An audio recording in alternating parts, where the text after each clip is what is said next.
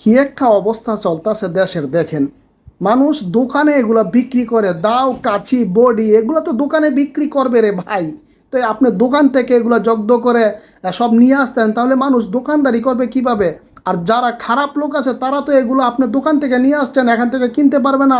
আপনি বাংলাদেশে হাজার হাজার দোকান আছে, কয়টা দোকানের মালামাল আপনি নিয়ে আসবেন?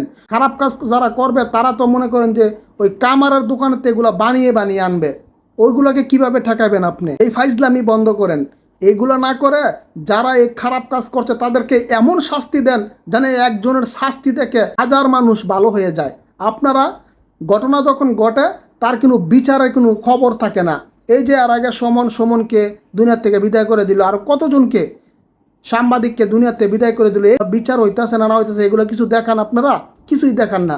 শুধু শুধু এই আজারে কাম না করে যারা খারাপ কাজের সাথে জড়িত তাদেরকে গ্রেপ্তার করে এমন শাস্তি দেন যাতে ওদের শাস্তি দেখে সারা দেশের মানুষ কাঁদে যে কিরকম ভয়াবহ শাস্তি হতে পারে একজনকে দুনিয়ার থেকে বিদায় করে দিলে।